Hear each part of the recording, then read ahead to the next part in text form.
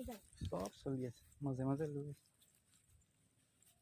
হাজি আছোঁ ৰোমাঞ্চকৰ ঠাইখনলৈ আৰু পথাৰৰ মাজেদি আমি এতিয়া যাম যিহেতু আমাক এই তথ্যটো লাগে আৰু ৰাণাদাই এই তথ্যটোৰ বিষয়ে মোক খবৰ দিছিলে আৰু ৰাণাদা নিজে আজি আহিছে আৰু লগতে স্থানীয় ব্যক্তিসকলে সহযোগ কৰিছে সকলোকে ধন্যবাদ জ্ঞাপন কৰিছোঁ আপোনালোকে ইমানখিনি আগ্ৰহ প্ৰকাশ কৰাৰ বাবে আৰু আমি গৈ আছোঁ আমাৰ লক্ষ্যস্থানলৈ গম পাইছোঁ আন্দাজটো বুজি পালোঁ ধন চন নেকি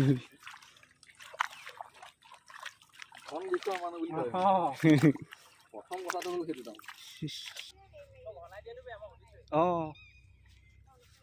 ঘনাই দিয়াটো বেয়া ন ভিডিঅ' ফটোখন লৈ যায় আজি এনেকে আহে গাড়ী লৈ পেলাই যিটো দে বেষ্ট যেনিবা যিটো দে বেষ্ট বেগ চেগ লৈ মই সনাই মানটো বাকীবোৰ চব বাইক উপস্থিত হ'লোহি ঐতিহাসিক সেই ৰোমাঞ্চকৰ অধ্যায়টোৰ মাজত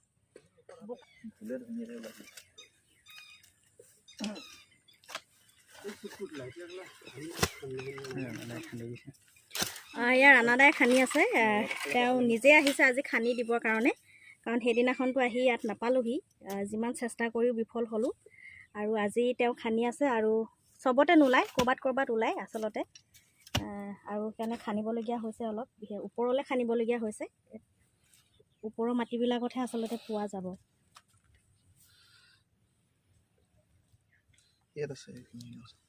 এইখিনি জ্বলা চাউল এইটো যাবৰ কাৰণে আৰু এই পোৱা চাউল এঙাৰ হৈ যোৱা চাউল আচলতে সেই সময়ত আচলতে খেতি পদ্ধতি খুব উন্নত মানৰ আছিলে আৰু যি খেতি শস্য সেয়াও উন্নত মানদণ্ডৰে আছিলে বুলি এইটোৱে প্ৰমাণ কৰিছে যে শ বছৰ হোৱাৰ পিছতো চাউলবিলাক এতিয়াও মাটি তেনেধৰণে মানে সজীৱ হৈয়ে আছে বুলি ক'ব লাগিব আধা পোৰা হৈ আছে আৰু চাউলটো পুৰাভাগে পোৱা গৈছে আৰু এইটো আচলতে আগৰ চাউল বুলি প্ৰমাণ কৰিব পৰা যাব যিহেতু চাউলৰ গোহটো অলপ ডাঙৰ হয় আৰু সেই সময়ত এই চাউলবিলাক আছিলে ডাঙৰ চাউলবিলাক আছিলে আৰু বৰ্তমানতহে নতুন চাউল আহিছে যিবিলাক চাউলৰ গোহটো অলপ সৰু হয়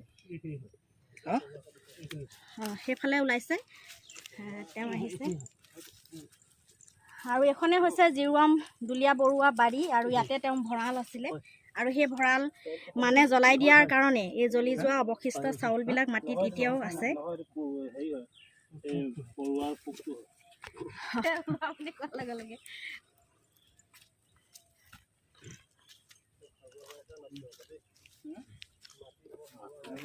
জনশ্ৰুতি আছে আচলতে ইয়াতে দুলীয়া বৰুৱা ভঁৰাল আছিলে বুলি জনশ্ৰুতি আছে আৰু সিফালে গোটেইটো তেওঁলোকৰ বাৰী ঢাপ আছিলে আৰু ইয়াতে আচলতে চাউলটো পোৱা যায় ইয়াতে ওচৰলৈ পোৱা যায়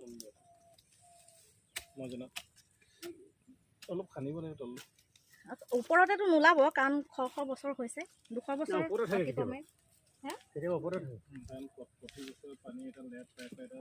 ওপৰলৈ উঠা মেলা হেৰিও হৈ থাকে তথাপি বাৰু একো নোপোৱাতকৈ পাইছোঁ এয়া সন্তুষ্টি আমাৰ আপোনাৰ নামটো কি কৈছিলে প্ৰবীণ গগৈ এওঁ হৈছে প্ৰবীণ গগৈ আৰু ইয়াৰ স্থানীয় বাসিন্দা লগতে এতিয়াৰ বৰ্তমানৰ এওঁলোকৰ এখন কঠীয়াতলী আৰু এইখন আগতে জিৰুৱাম দুলীয়া বৰুৱাৰ নিজৰ বাৰী আছিলে আৰু ইয়াতে তেওঁলোকৰ ভঁৰালটো আছিলে বুলি কোৱা হয় আৰু কল্পনা কৰি পোৱা নাই আচলতে এই সময়ত যে সেই সময়ত তেওঁ ভঁৰালটো কিমান ডাঙৰ হ'ব পাৰে কিমান আচলতে শস্যৰ মজুত থকা এটা ভঁৰাল হ'ব পাৰে যি ভঁৰাল জ্বলাই দিয়া আজি শ বছৰৰ পিছতো অৱশিষ্ট মাটিৰ তলত আমি এনেধৰণে পাইছোঁ গতিকে সঁচাকৈ অসমৰ যি আহোম যুগৰ মানে শাসন ব্যৱস্থা আৰু সেই আহোমৰ লগত জড়িত হৈ থকা সেই চহা অসমীয়াসকলৰ সেই যি কৃতি অসমৰ ভূমিত খেতি কৰি তেওঁলোকে যি যেনেধৰণে চহকী হ'বলৈ শিকিছিলে ভঁৰাল ডাঙৰ কৰিবলৈ শিকিছিলে সেই যি মানে সেই শৈলীবিলাক বৰ্তমানতো আমাৰ লগত প্ৰযোজ্য হৈ থকাটো জৰুৰী আৰু সেই কীৰ্তিচিহ্নবিলাকক আচলতে আমি সেইকাৰণেই আকৌ পুনৰ এবাৰ উদ্ধাৰ কৰিব লাগে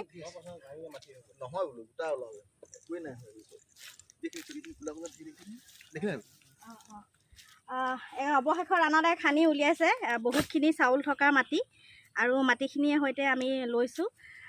সঁচাকৈ অশেষ ধন্যবাদ জ্ঞাপন কৰিছোঁ ৰাণাদাক যে তেওঁ মানে এই সম্বলটি আমাৰ হাতত তুলি দিলে আৰু এই তথ্যটো আচলতে আপোনালোকৰ ওচৰলৈ লৈ আহিব পাৰিলোঁ, পুনৰ এবাৰ আপোনালোকক দেখুৱাব পাৰিছোঁ।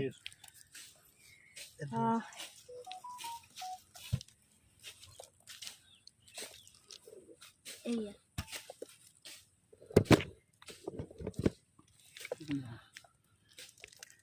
তেনেকৈ ভাঙিলে নোলাব, লাহে লাহে ভাঙিছে। আজি মাটিৰ তলত সোণ বিচাৰি পোৱাৰ দৰে লাগিছে যে সেই আহোমৰ চাউল আজি মোৰ হাতত, আহোম যুগৰ চাউল, যি চাউল খাই অসমৰ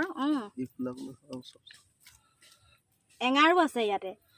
সেই এঙাৰ জ্বলি যোৱা অৱশিষ্ট ভঁৰালৰ কাঠ, বাঁহ ইত্যাদিৰ লগত আছে আৰু এতিয়া এঙাৰো পোৱা গৈছে। যি চাউল খাই আহোমৰ সৈনিকে যুদ্ধ কৰিব পাৰিছিলে মানৰ লগত, এইডোখৰত আছে। এই আছে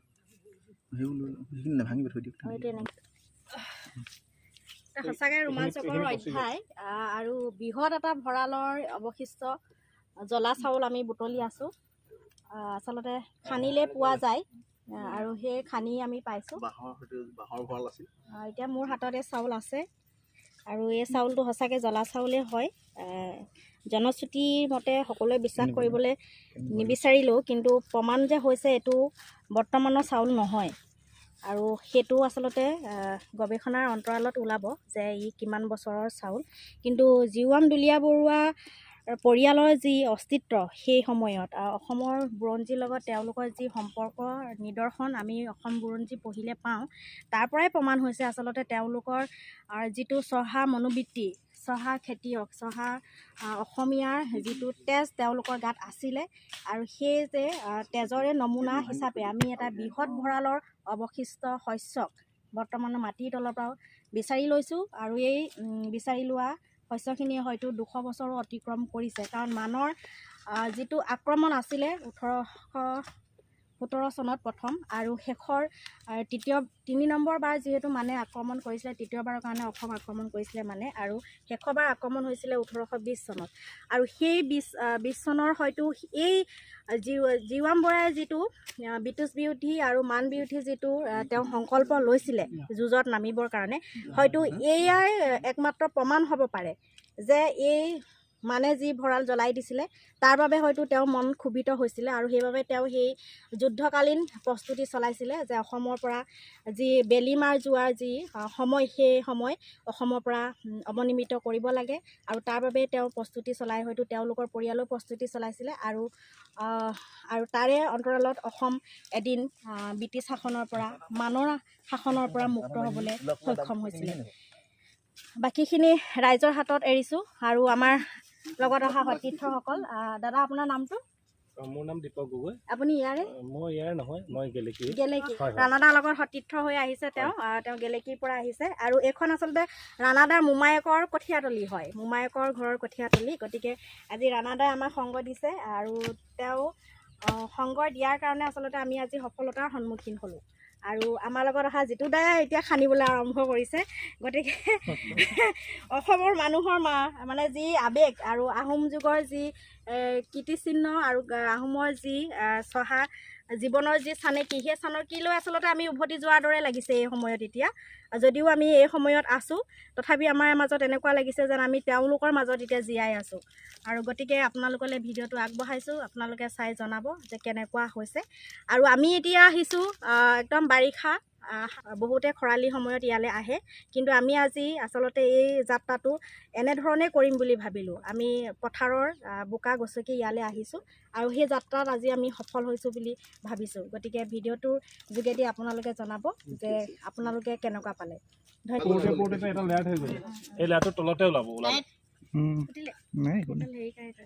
কেতেকী ফুল এইবিলাক আছে, এইটো দেখাই দিওঁ। সেইটো কৈ দিয়ে কঠীয়া ধানটো এনেকুৱা কোলা নহয় নহয়, সেইটো কৈ দিম মই, কৈ দিম। আৰু সেইটো কেঁচা, যদি কেনেবাকৈ কেঁচা ধান হ'লে সেইটো আপোনাৰ অলৰেডি পচি গ'ল। এইটো জ্বলাই দিয়াৰ কাৰণেহে এনেকৈ জ্বলা বস্তু জ্বলা বস্তু একো নহয়। আৰু যদি কেঁচা কঠীয়া ধানটো পচি গ'ল। আৰু কঠীয়া ধানটো আপোনাৰ এনেও ধৰক তাৰ মেইন মালটো ওলাই যায়, তাত প্ৰধানটোহে থাকে। আপোনালোকে বেয়া পাব আহিব নোৱাৰি আৰু ন আমি ইয়াৰ পৰা যাবলৈ ওলাইছোঁ আৰু তেওঁলোকে কৈছে যে এই চাউল কেতিয়াও কঠীয়া ধানৰ পৰা সিঁচৰিত হোৱা চাউল নহয়, কাৰণ যিহেতু এই জ্বলি গৈছে, এঙাৰ হৈ আছে এইখিনি চাউল, আৰু হাতে মোহাৰি আমি সেইটো প্ৰমাণ কৰিছোঁ যে এঙাৰ হয়। আৰু এইখন কঠীয়াতলীৰ বৰ্তমান স্বত্বাধিকাৰী প্ৰবীণ গগৈদেৱ আছে, আৰু লগতে তেওঁ ভাগিন ৰাণা দা, তেওঁ গেলেকীৰ পৰা আহিলে আজি আচলতে এই কথাখিনিৰ প্ৰতিপন্নতা নিশ্চিত কৰিবৰ কাৰণে। আৰু যিহেতু মই যোৱা 1 তাৰিখে ইয়ালৈ আহিছিলোঁ, আহি মই আধা বাটৰ পৰা উভতি গ'লোঁ আৰু বিভিন্ন বিসংগতি সেই সময়ত মোৰ লগত হ'ল, যিটো আচলতে মোৰ জীৱনৰ এটা ডাঙৰ আচলতে প্ৰত্যাহ্বান হৈ পৰিলে যে মই এই ঠাইলৈ আহিমেই, সেইটো এটা মোৰ জেদ ক্ৰিয়েট কৰি দিলে।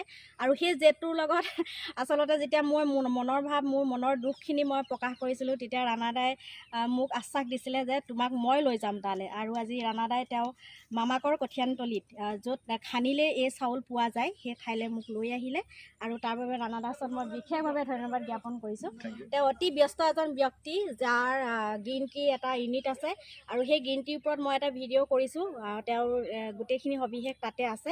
ডেছক্ৰিপশ্যনত মই পুনৰবাৰ তেওঁৰ কণ্টেক্ট নাম্বাৰটো দিম, আপোনালোকে চাব, ভিডিঅ' লিংকটো দিম। আৰু তেওঁৰ ওচৰত থকা অতি উন্নত মানৰ গ্ৰীণ টি আপোনালোকে সেৱন কৰিলে আপোনালোকৰ স্বাস্থ্য আচলতে ভাল হ'ব, আৰু মই প্ৰমাণ পাইছোঁ তাৰ, আৰু ইতিমধ্যে মই প্ৰচাৰো কৰিছোঁ যথেষ্টখিনি। আপুনি কি ক'ব আজি এই যাত্ৰাটোৰ বিষয়ে? ভাল লাগিল আচলতে আপোনাক ইয়াত আনিবলৈ পাই, ৰাইজেও চাব পাৰিলে। মোৰ উদ্দেশ্য লক্ষ্য আচলতে ইয়াৰ পৰা যদি কেনেবাকৈ চাউল সংগ্ৰহ কৰি কোনোবা সংগ্ৰহালয়ত দিব পৰা যায়, যিটো আমাৰ নতুন প্ৰজন্মই যাতে ভৱিষ্যতে চাব পাৰে, মোৰ এইটো উদ্দেশ্যৰ কাৰণেই মই আচলতে আপোনাক ইয়ালৈ হয়। আৰু ময়ো প্ৰথমবাৰ আচলতে ৰাণাদাৰে মোক দিয়াৰ কাৰণেহে গম পালোঁ যে আমাৰ শিৱসাগৰ নাজিৰা অঞ্চলৰ চকীমুখ অঞ্চলৰ লগত জিউৰাম দুলীয়া বৰুৱাৰ ভঁৰালৰ বাৰী আছিলে, সেই কথাটো মই তেওঁৰ পৰাহে প্ৰথম গম পালোঁ। আৰু তেওঁ যেতিয়া মোক আগ্ৰহ প্ৰকাশ কৰিছিলে, আৰু সেইকাৰণে মই সেইদিনাখনতেই ইয়ালৈ আহিছিলোঁ, আৰু আজি সেই যাত্ৰাৰ সফল হৈছে। আৰু তেওঁ অতি ব্যস্ততাপূৰ্ণ জীৱনটোৰ পৰা আকৌ ফালৰি কাটি মোৰ কাৰণে ইয়ালৈ আহিছে, গতিকে মই আপোনালৈ সদায় এই কৃতজ্ঞতা ৰাখিম, সদায় মই এই সময়খিনি আপোনাৰ হৈ মনত ৰাখিম, আৰু ভৱিষ্যত প্ৰজন্মইও যাতে ইয়াৰ ওপৰত এটা নিদৰ্শন পায়, মই তাৰ বাবে চেষ্টা কৰিম। আৰু জনশ্ৰুতিৰ যি আছে সেই জনশ্ৰুতিক লৈ পিনি মই জনমানসত ইয়াক প্ৰতিষ্ঠা কৰাৰ চেষ্টা কৰিম। আৰু ইয়াকে কৈ মই এই স্থলীৰ পৰা বিদায় মাগিবলৈ আগবাঢ়িছোঁ, আৰু আপোনালোকলৈ ভিডিঅ'টো আগবঢ়াইছোঁ। ধন্যবাদ। আচলতে হয় বাৰু, কি কয়, হাবি জংঘলৰ মাজত বহুত থাকে ন, অকল সেইবিলাকে নহয়,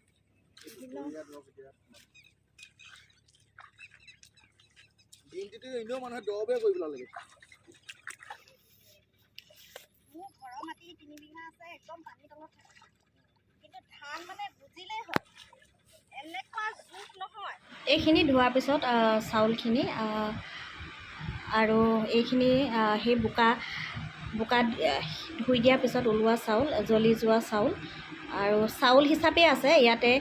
ধান বৰ্তমান নাই, ধানৰ বাকলিবিলাক আচলতে পুৰি গ'ল আৰু সেই সময়ত হয়তো, আৰু চাউলখিনি ৰৈ গ'ল। চাউলখিনি আচলতে একে ঠাইতে নাই, বোকাৰ মাটিৰ মাজৰ পৰা বিচাৰি এটা এটাকৈ বিচাৰি ল'বলগীয়া হৈছিল, আৰু এনেধৰণে আমি চাউল সংগ্ৰহ কৰিছিলোঁ। আৰু আজি এই চাউল বৰ্তমান জ্বলা চাউল মোৰ হাতত আছে, আৰু মই বৰ্তমান এইখিনি পৰিষ্কাৰকৈ ধুইছোঁ। গোটেইখিনি একেবাৰে সম্পূৰ্ণ ধুই দিয়া নাই, যিহেতু ই এটা প্ৰাকৃতিকতাভাৱে আমাৰ হাতত উদ্ধাৰ হৈছে, গতিকে ইয়াক প্ৰকৃতিগতভাৱে ৰাখিবৰ বাবে যি বোকাৰ লেপন ইয়াৰ মাজত আছিলে, মাটিৰ যিটো লেপন আছিলে, সেই লেপনটো অলপ অৱশিষ্ট ইয়াতে সন্নিৱিষ্ট হৈ আছে। মই সেইখিনি শেষ কৰি দিয়া নাই ধুই, আৰু এই পাতখনতে মই সেই স্থানৰ পৰা সেই চাউল টোপোলা বান্ধি মই লৈ আহিছিলোঁ, যিখিনি চাউল মাটিৰ তলৰ পৰা মই বিচাৰি উলিয়াইছিলোঁ সেই সময়ত। আৰু মাটিও লৈ আহিছোঁ, যিখিনি মাটিৰ মাজত এনেকুৱা চাউল সোমাই আছে, তেনেকুৱা মাটিও মই লৈ আহিছোঁ। আৰু ইয়াৰে কিছু অংশ মোৰ লগত যোৱা সতীৰ্থ তথা মোৰ ছাত্ৰ, আৰু আজি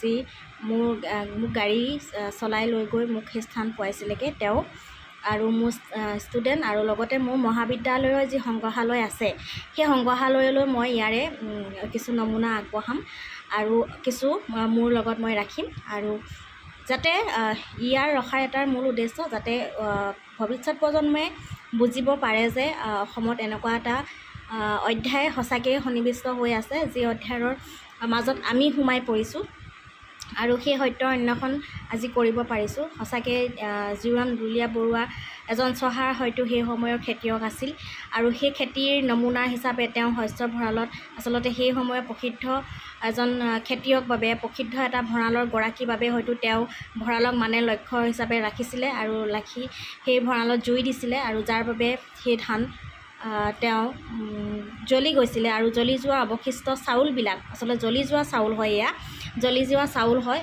আৰু সেই চাউল এতিয়া আমাৰ হাতত এনেধৰণে আহিছে। গতিকে অসমৰ ইতিহাস, অসমৰ সেই কালসন্ধ্যাৰ সময়, মানৰ আক্ৰমণ, এই সকলোখিনিৰ লগতে এই চাউলৰ সম্পৰ্ক আছে। গতিকে মই ইয়াক সদায় সংগ্ৰহ কৰি ৰাখিবলৈ চেষ্টা কৰিম, আজীৱন সংগ্ৰহ কৰি ৰাখিবলৈ চেষ্টা কৰিম। আৰু ঠিক তেনেধৰণে মহাবিদ্যালয়ৰ সংগ্ৰহালয়টো ইয়াক ৰাখিলে মহাবিদ্যালয়ৰ ছাত্ৰ ছাত্ৰীসকলে এই বিষয়ে জানিব পাৰিব। সেইকাৰণে মই মহাবিদ্যালয়ৰ সংগ্ৰহালয়লৈ এই চাউল মই আৰু লগতে ইয়াৰ যি মাটি সন্নিৱিষ্ট হৈ থকা মাটি, সেই মাটি মই লৈ আহিছোঁ। সেই মাটিও মই তেওঁলোকলৈ আগবঢ়াম। এয়া কালি আমি যি জীৱান দুলীয়া বৰুৱাৰ ভঁৰালৰ চাউল আৰু মাটি পাইছিলোঁ, তাৰ সংৰক্ষণৰ কাৰণে মহাবিদ্যালয়ৰ অধ্যক্ষ মহোদয়ক মই অৱগত কৰিছোঁ, যাতে আমাৰ যিসকল ছাত্ৰ ছাত্ৰী আছে তেওঁলোকে আমাৰ সংগ্ৰহালয়ত এই চাউল আৰু মাটি দেখাৰ সুবিধা হয়। ধন্যবাদ।